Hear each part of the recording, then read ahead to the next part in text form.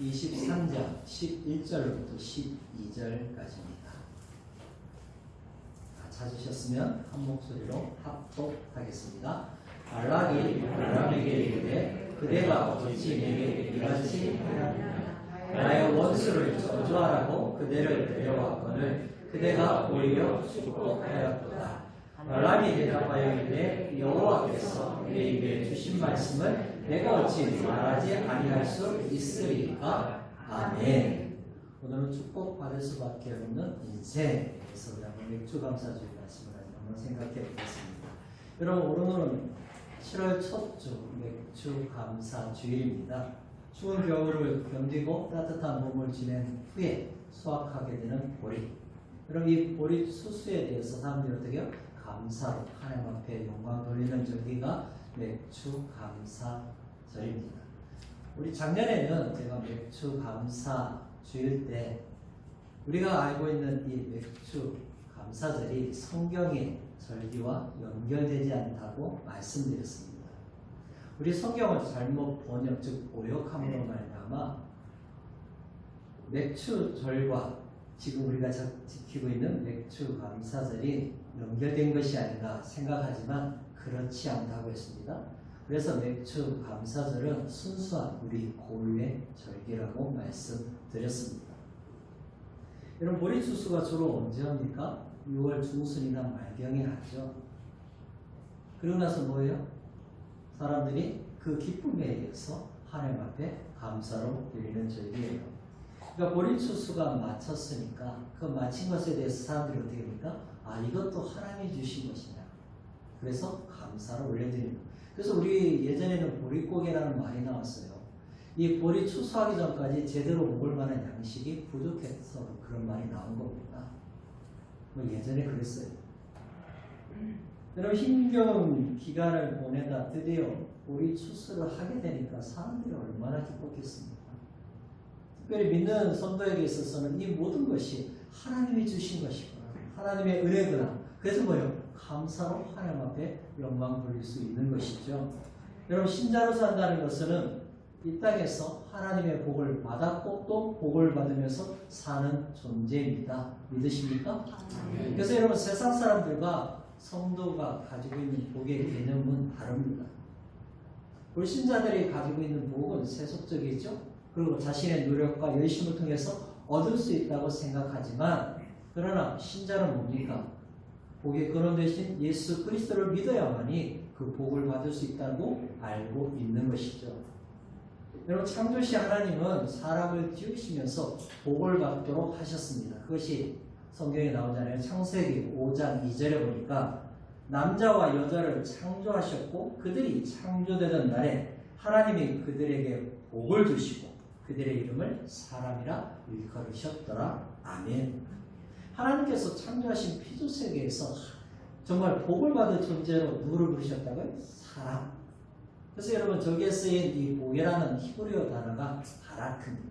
원래 바라크라는 그 뜻은 무릎 꿇다예요. 그래서 저 단어 속에서 복종하다, 축복하다, 무난하다 이런 단어들, 여러 가지 단어들이 파생된 겁니다. 여러분, 하나님께서 사람을 축복하셨다는 말은 뭐예요? 하나님께서 하나님께 감사와 찬양으로 영광 돌리는 존재로 사람을 부르셨다는 거예요. 그래서 여러분, 복 있는 사람은 하나님 앞에 감사로 영광 돌리며 나아갈 수 있는 사람이 복받은 사람인 겁니다. 오늘 본문은 여러분, 거짓 선지자인 이 발람과 또 이 발람의 말을 듣고 흥분하고 있는 모압 왕 발락의 이야기입니다. 물론 여러분, 이 대화의 일부 가운데를 뽑았는데요. 사실 이 비슷한 내용이 3번 반복되고 있음을 알 수가 있습니다. 사실 여러분, 어렸을 때 발람의 이야기는 성경 이야기 가운데 재미있는 이야기 가운데 하나였어요. 저도 어렸을 때 주일학교 다니면서 시골동네 주일학교 어떻겠어요? 비슷하잖아요. 전도사도 없었어요. 그냥 부장교사님이 재미있는 이야기를 한단 말이에요. 근데 나귀가 말을 한대요. 이거 얼마나 신기해요. 야, 어렸을 때 나귀가 말을 해. 그리고 저주하라고 데려왔는데 그 사람이 저주하는 것이 아니라 오히려 축복하고 있어. 뭐 어렸을 때는 어떻게 저런 일이 일어날 수 있을까? 기대가 많았다. 그리고 정말 재미있게 들었던 이야기 가운데 하나가 오늘 본문과 연결되어 있습니다. 여러분, 말람과 말라기의 대화 속에서 우리는 무엇을 발견합니까? 우리는 하나님의 복을 받은 존재이구나. 하나님께 축복받을 수밖에 없는 인생으로 우리를 부르셨구나. 심지어 악한 자들이 우리를 저주하려고 할 때 하나님이 막으셔서 복을 선포하도록 하신 분이 여호와 하나님이시구나. 그걸 우리는 알게 된다는 거죠. 왜 그리스도인이 이 땅에서 축복받을 수밖에 없는 존재인가? 오늘 본문을 통해서 우리 한번 같이 생각해 보려고 합니다. 사실 이 본문은 22장부터 25장까지 전체를 봐야 이해가 되는 부분이기도 합니다. 첫 번째, 축복받을 수밖에 없는 인생이란 하나님께서 함께 하심을 믿는 삶입니다. 여러분, 발람의 이야기의 배경은 히브리 백성들이 오랫동안 이집트에 노예로서 고통 가운데 있을 때 해방되어서 드디어 약속의 땅에 거의 다다를 무렵의 사건입니다. 그러니까 광야 40년이라는 이 기간을 통해서 이제 좀만 있으면 가나안 땅에 들어갈 그 무렵에 일어난 사건이라는 거예요. 사실 여러분, 이집트에서 가나안 땅까지 이 여정은 한 2주 지나면, 그러니까 14일 지나면, 아니면 좀 길어야 한 달, 그러니까 30일 정도밖에 안 되는 거리란 말이에요. 근데 몇 년 걸렸어요? 40년. 가데스 바네에서 10명의 불평하는 이 정탐꾼의 보고로 인해서 하나님을 40년이라는 기간을 연장시켜 버립니다. 여러분, 그들의 삶을 보십시오. 서로 다투고 좀만 어려움이 오면 불평하고 원망하고. 그러니까 애굽의 노예로 살았던 그 노예의 이 습성이 빠져나가는데 참 오랜 시간이 걸렸다는 거예요. 20세 이상의 남자는 요수아와 갈렙을 제외하고는 광야에서 다 엎드려 죽었단 말이에요. 그 기간이면 40년이나 걸렸다는 거죠. 여러분, 가나안 목적지에 거의 다다랐을 때 하나님이 주신 몇 가지 승리가 있었습니다. 그래서 소문이 나기 시작한 거예요. 자신들과 싸워 대적하는 자들이 다 모여 진다. 그러니까 이 주변의 사람들이 모여 긴장하기 시작하는 거죠. 야, 이스라엘과 싸우면 패하더라. 심지어는 칼도 뽑지 않았는데 승리하더라. 드디어 여러분, 이스라엘 백성들이 이 모압 땅에 들어오기 시작합니다. 이 모압 땅만 지나가면 어디예요? 가나안 땅이라는 거예요. 약속의 땅이라는 거예요. 근데 이 모압의 왕인 이 발락이, 이 발람하고 발락 발음이 비슷하니까 헷갈리지 마십시오. 이 발락이 이 원수들을 이기는 이 히브리인들의 소식에 지금 뭘 긴장하기 시작한 거예요. 도대체 이 군사적인 거는 도저히 안 될 것 같으니까 뭡니까? 그렇다면 영적인 힘을 빌려야겠다. 그래서 기도도 필요하고 또 제사도 필요하고 그 가운데 주문과 주술, 즉 마법과 마술에 능한 자가 누구인가 찾기 시작합니다. 그 가운데 찾았는데 그 사람이 누구예요? 발람이라는. 여러분, 우리도 옛날 그 사극을 보면 뭐예요? 인형 만들어서 뭐 바늘을 막 찌르잖아요. 찌르다 보니까 그 대상자가 뭐예요? 바늘을 찌를 때마다 아파하고 막 조금 있으니까 시름시름 앓다가 죽어버리는 그런 사극 보셨어요? 여러분, 이런 류의 영적인 세계는 우리나라뿐만 아니라 온 세계에 있었던 모습이라는 거예요. 특별히 여러분, 숙종 때 장애민이 인형 마구를 어떻게 해요? 시기하잖아요. 그래서 초상화를 딱 걸어놓고 뭡니까? 화살을 쏘아버리잖아요. 그리고 뭡니까? 인형 만들어서 바늘을 막 찔러버리잖아요. 뭐 그런 연유에서 그랬는지 모르지만 인연하고는 뭡니까? 시름시름 앓다가 젊은 나이에 죽게 된다는 거죠. 여러분, 발람이 찾은 사람이 발람이라 했습니다. 근데 이 발람은 어디에 살았냐? 율거레 강가에 있는 부올이라는 지역에 살았다. 근데 여러분, 이 부올이라는 지역이 이 마술과 주문에 능통한 자들이 많았던 지역이랍니다. 그 가운데 여러분, 특별히 가장 유명하고 탁월한 능력을 가진 사람이 누구예요? 발람이에요. 그러니까 칼로 이스라엘을 막을 수 없다면 발람을 시켜 히브리인들을 저주할 수 있다면 그들을 막을 수 있을 것이다. 발람이 생각했다. 그 정도로 뭡니까? 유명한 사람이 발람이에요. 그래서 뭐예요? 큰 돈 주고 명예 줄 테니까 제발 좀 우리에게 와. 그래서 뭡니까? 팀을 구성하자. 민수기 22장 6절 하반절에 보면 이런 말씀이 있습니다.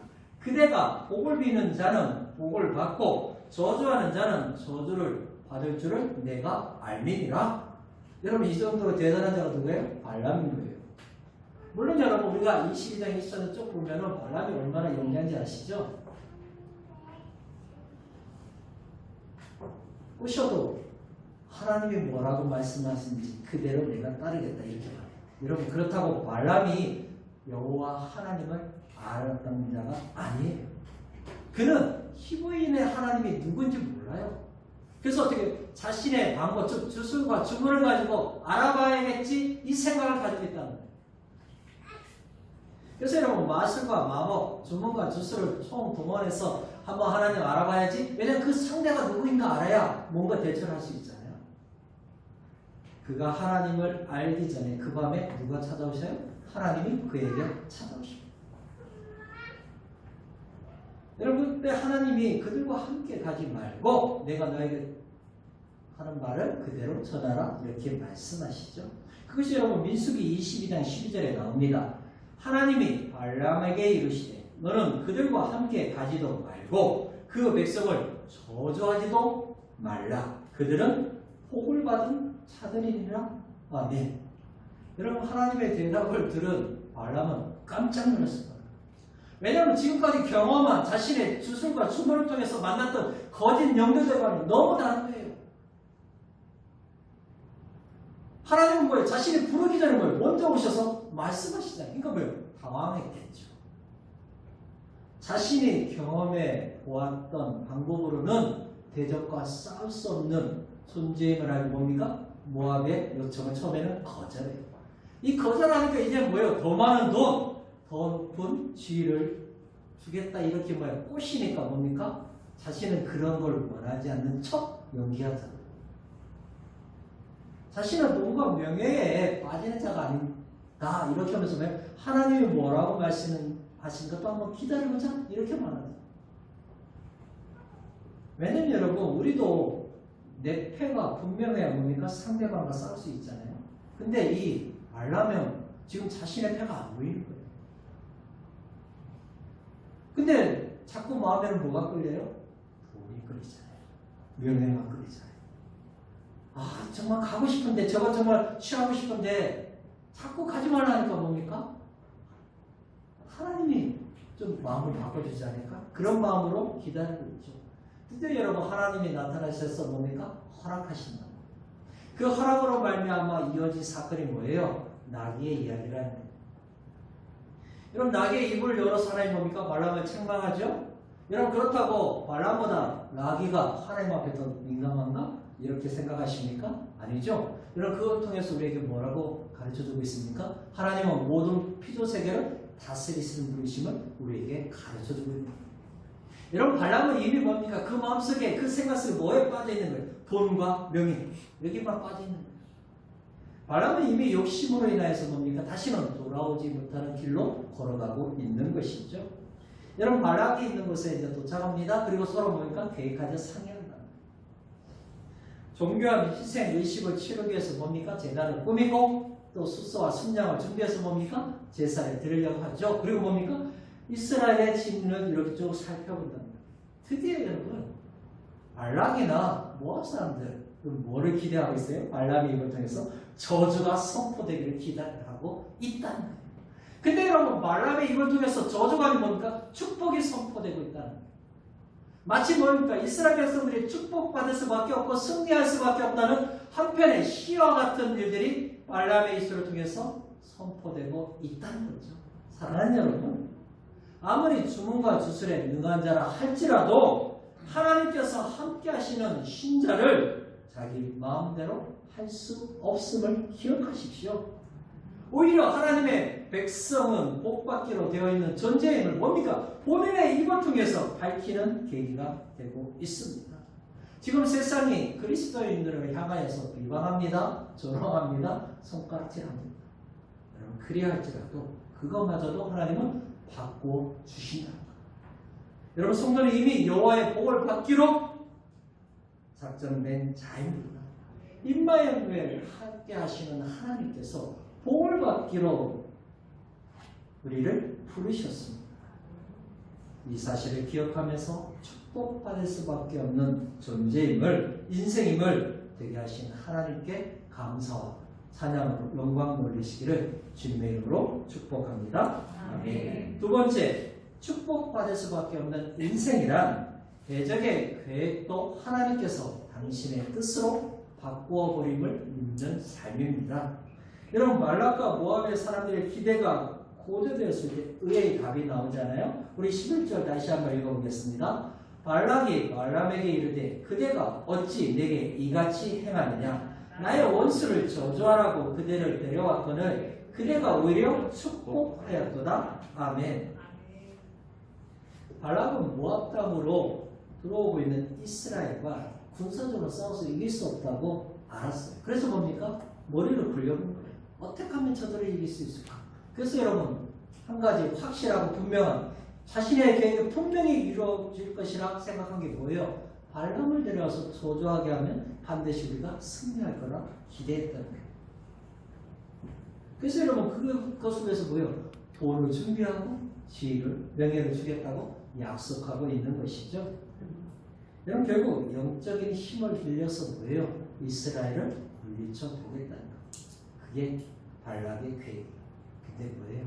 그럼 모르는 겁니까? 이스라엘과 함께 하신 여호와가 누군지 몰랐다는 거예요. 그래서 그들이 어떤 계획을 세울지라도 실패할 수밖에 없는 것이죠. 여러분, 잠언 16장 9절에 뭐라고 말합니까?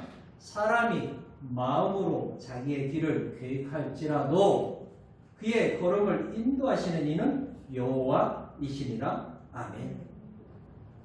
여러분, 발람은 모압 왕으로부터 지금까지 살아오면서 본인이 생각하고 마음먹었던, 즉 계획한 것들이 뭐예요? 대부분 이루어졌을 거라고요. 왜요? 그냥 명령만 하면 밑에 있는 신하들 알아서 그게 되도록 만들어줬을 거 아니에요. 그러니까 그의 삶에는 뭡니까? 뭐든지 마음먹은 대로 다 되겠지? 이런 착각 속에 살고 있는 거예요. 근데 벽에 부딪힌 그 대상이 이스라엘 백성들.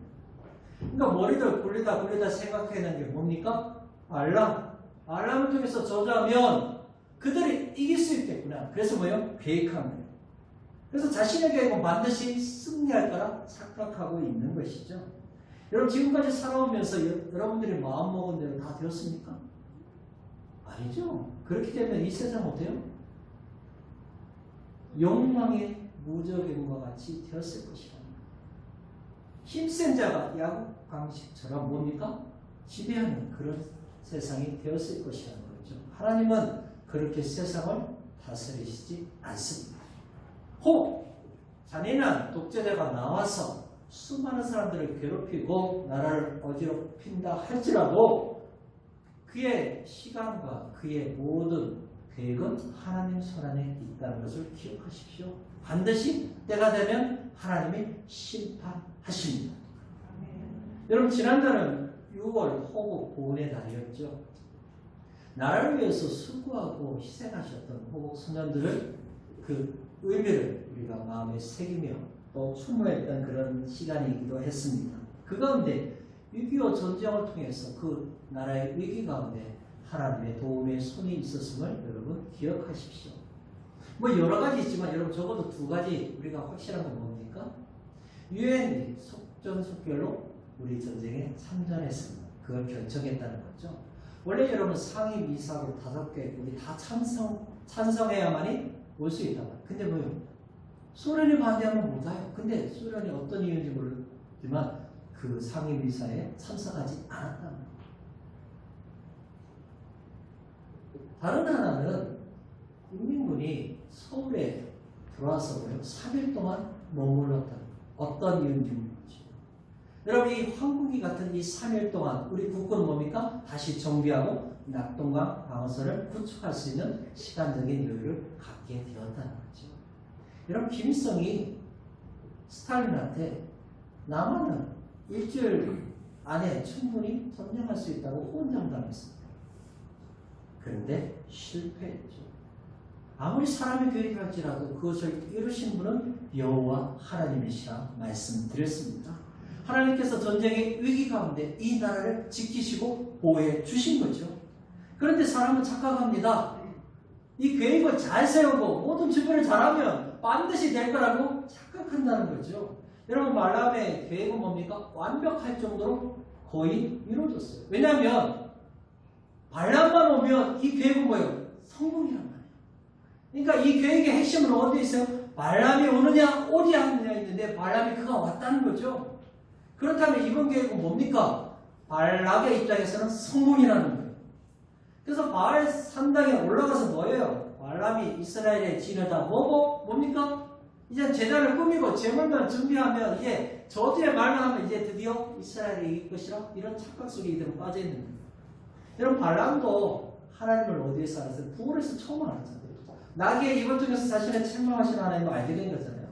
근데 이 발람도 뭐를 착각하겠어요? 이 이방의 제단에서 자신이 그럴싸하게 제사를 드리면 하나님이 자신의 말을 들어주겠지 착각하는 거예요. 여러분, 하나님은 이방의 제사를 절대로 기뻐하지 않으십니다. 여러분, 발람은 자신이 제사를 드렸기 때문에 하나님이 오신 거라고 알고 있지만 뭐예요? 그게 아니라 하나님이 주도적으로 발람에게 오셔서 뭡니까? 이스라엘을 보호하시고 그들에게 복을 내리시도록 하나님이 오셨음을 우리는 알아야 합니다. 여러분, 그것이 민수기 23장 5절이잖아요. 민수기 23장 5절이 이렇게 말하고 있습니다. 여호와께서 발람의 입에 말씀을 주시며 이르시되 발락에게 돌아가서 이렇게 말할지니라. 아멘. 여러분, 발락의 계획이 뭡니까? 철저하게 무너지고 있음을 우리에게 보여주고 있죠. 그래서 여러분, 발락이 발람에게 화를 내면서 하는 말이 뭐예요? 오늘 11절이랍니다. 그대가 어찌 내게 이같이 행하느냐? 나의 원수를 저주하라고 그대를 때려왔더니 그대가 오히려 축복하였도다 질책한다. 여러분, 그의 말 속에 오히려 축복하였도다는 원래 이 말은 뭐냐면 축복하고 축복하였다 이런 뜻이란 말이에요. 그는 여호와의 계시조차도 발람이 바꿀 수 있다고 착각한 겁니다. 여러분, 그게 가능해요? 불가능합니다. 여러분, 그래서 하나님을 알지 못하는 자의 계획은 실패할 수밖에 없는 것입니다. 사랑하는 여러분, 우리 하나님은 어떤 분이십니까? 악인의 나쁜 계획조차도 하나님의 선하신 뜻 가운데로 바꾸시는 좋으신 아버지십니다. 여러분, 완벽해 보이고 또 모든 준비가 다 완료되어서 마치 이런 것 같은 그 모든 계획도 뭐예요? 하나님이 바꾸어 보시죠.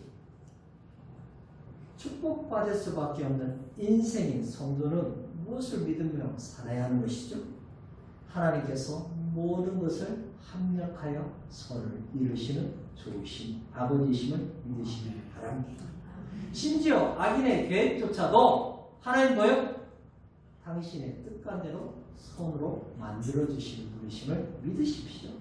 우리가 이 믿음으로 이 땅에 살아갈 때 우리는 하나님 앞에 뭐예요? 감사와 영광을 올려드리는 믿음의 삶을 살 수 있는 그런 사람이 될 줄 믿고 하나님 앞에 영광 돌리는 저와 여러분이 되시기를 주님의 이름으로 축복합니다. 아멘. 마지막으로 축복받을 수밖에 없는 인생이란 대적의 입술을 사용해 복을 선포하도록 하시는 전능하신 아버지를 믿는 삶입니다. 여러분, 발락의 책망에 발람이 대답하죠. 그것이 12절입니다. 우리 12절 다시 한번 읽어보겠습니다.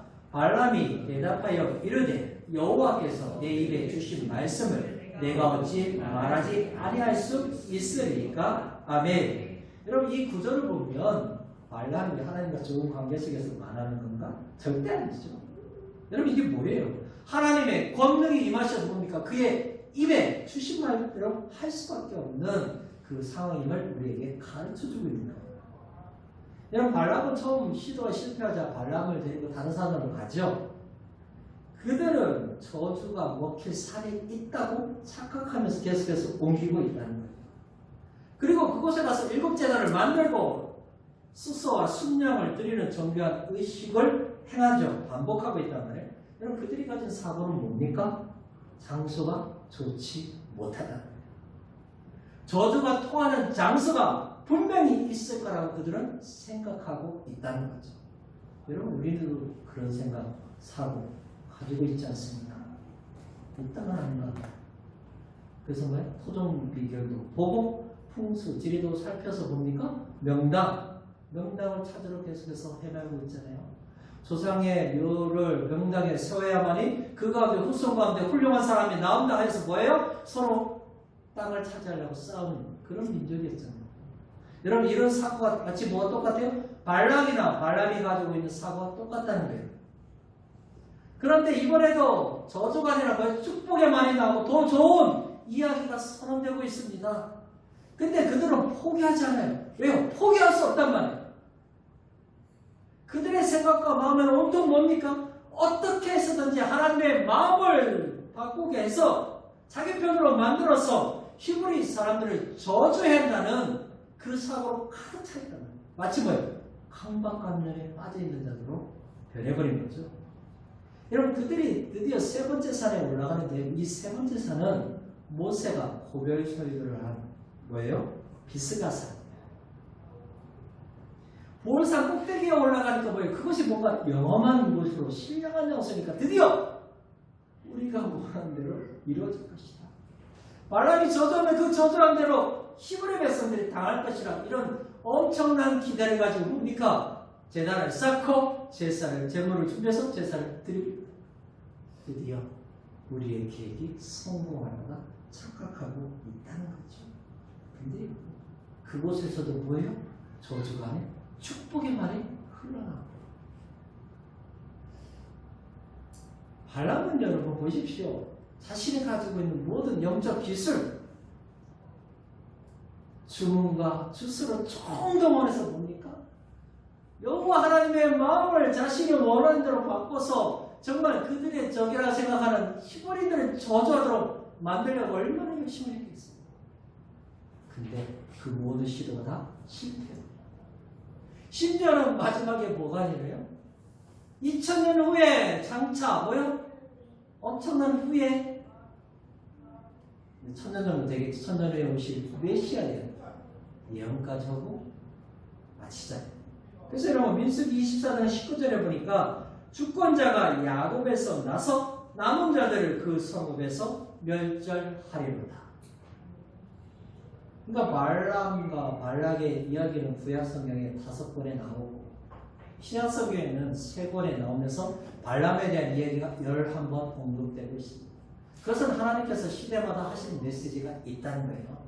하나님과 관계없는, 즉 교제가 없는 자가 드리는 제사, 예배는 본인들의 계획은 절대로 이루어질 수 없음을 경고합니다.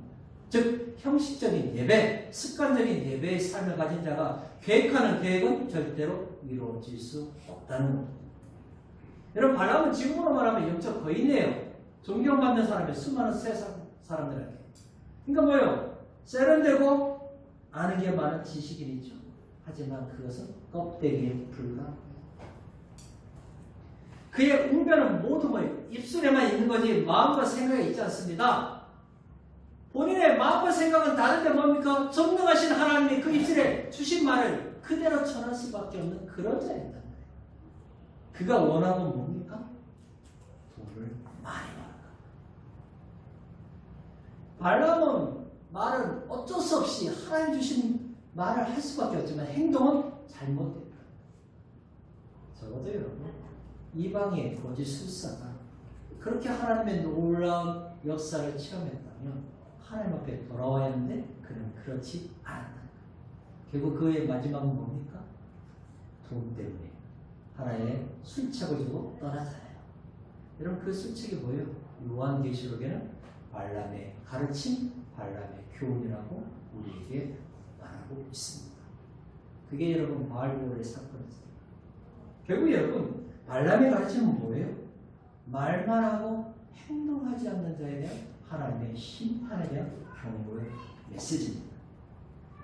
사실 여러분 지금 우리는 멀리까지 유브라된 강까지 가서 발람을 찾을 필요가 없어요. 여러분 품 안에 있는 스마트폰을 켜면은 그 안에 뭡니까?